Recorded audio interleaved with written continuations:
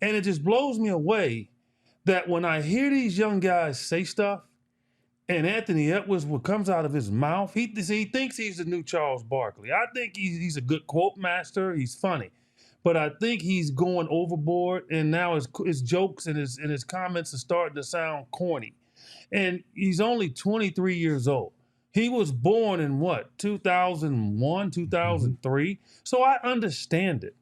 Like, I'm not going to hold it against him. I hold it against the adults that have taken history away and not given value to it to where they understand the game. All these guys that come into the league, they should know. He made a comment. He said, well, I haven't seen much basketball. Well, how in the hell can you freaking comment on it then? If you haven't seen much ball back from the day, how can you comment, man?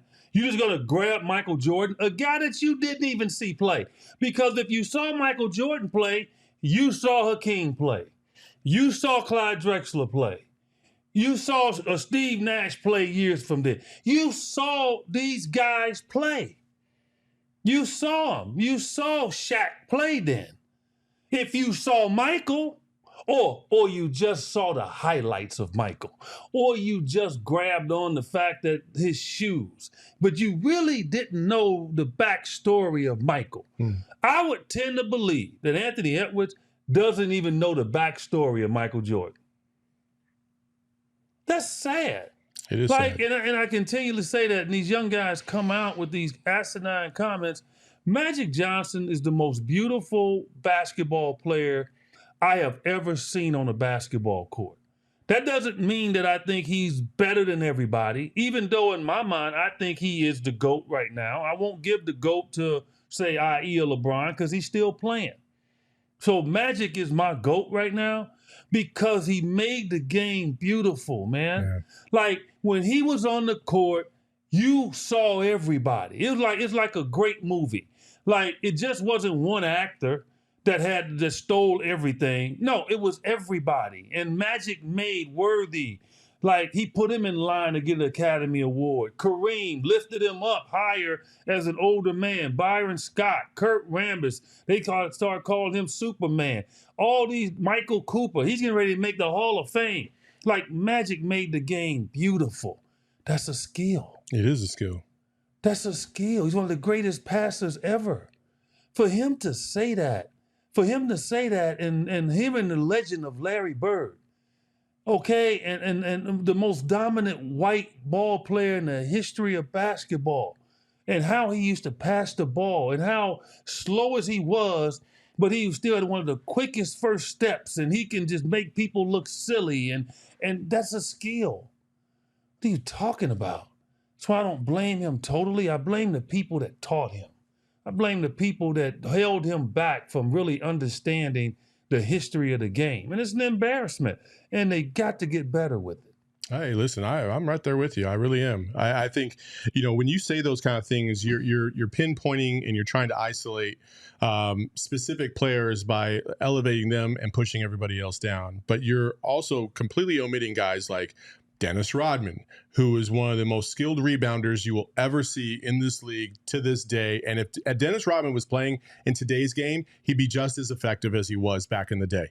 That's just an absolute fact. You look at Bill Russell. Bill Russell used to talk about, after a little while, he was so good at blocking shots that he realized, like, why would I block a shot out of bounds if I could just block the shot in a way to be able to secure it and give it to my teammates and let them get out and run. Like, that's a skill. Mm-hmm. DeAndre Ayton reminded me a little bit of that Bill Russell aesthetic at the U of A, because, and this is why I thought DA was going to be on another level, because if you watch DA get rebounds in college, there was opportunities for the other team to get rebounds, and DA was so skilled that he was able to basically flip the ball up multiple times in order to get it in position for him to come down with the rebound and get it away from that's a skill, right? And that's a skill that is derived from the greats of the past, like a Dennis Rodman, like Bill Russell. And so I just don't understand why we're just going to completely omit the OGs of the past in order to elevate the game today. I think that there's a lot of tremendous players in today's game. I think that that's undisputed, right? And there's a lot of guys that have a lot of talent in the league, for sure. But there are also a lot of players in the league that are there because their athleticism has dictated that they got to be in the NBA. But their skill level isn't to the degree it should be to be a good or great player. And I think that inherently is also a skill. Your work ethic is also a skill. It's something that you have to completely work on day in, day out. And a lot of the players back in the day, that's all they did. They didn't have the fancy training that today's athletes have. So when you're talking skill, I would say that there's more of a natural skill because it was kind of either self-taught or basically drill-oriented back in the day than it was, athletically enhanced performance to try and get to those skill marks. And so that's where Ant kind of loses me. Yeah, what I would say to Anthony Edwards if I was sitting in front of him is I want to give and you were in the military, okay? And I'll just give this example. If you were in battle, would you like to fight in close quarters or you like to fight where you had distance away? Say that again? If you were fighting, okay? Like fist would fighting? You like, no. Fighting, like the art of war, whatever. Sure. Would you like to be in close quarters, like having to go into homes and find the enemy? Or would you rather be away where you got planes doing their damage over the top? I was in the Air Force, so you already know what I was. Exactly, right? Because you want to do what? Make sure that you can save lives. Okay, so I'm not comparing basketball to the art of war. I'm just using an example. So in basketball, back in the day, as he's talking, the three-point line was not a weapon.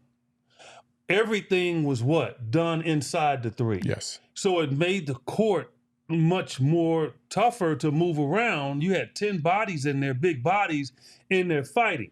So what did they do? We had to have a skill to be able to get open.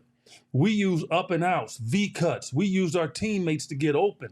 Like we knew how to just face up, triple threat, instead of stepping back like a lot of these young guys do, and they're freaking out of bounds. How many times do we see them step back and out of bounds? How many times? Okay, what we did was a triple threat. Our first step was forward to drive the defender back because why? We knew we didn't have much room to operate. We couldn't. We didn't catch the ball outside the three. 2 dribbles back in our day with hand checking, you couldn't get to the rim. All right, so you had to get as close as you can, and that's getting open with different cuts to get open, holding your man off. Once you caught it, triple threat, now 1 dribble can get you to the rim. That's a skill. That's a skill.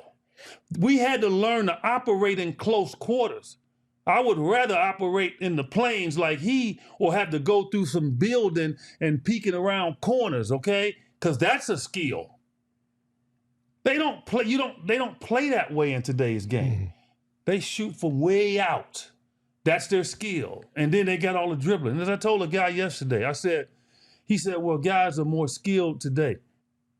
I said, how many points you get for dribbling? 0. 0.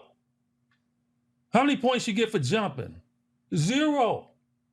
I couldn't jump over a nickel, but I scored a total of over 20,000 points in my career, regular season and playoffs.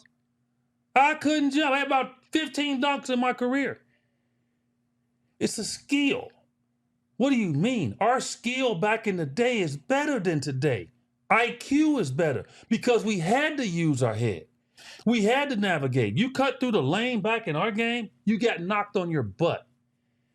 They got rules now. You can't touch a guy cutting through the lane.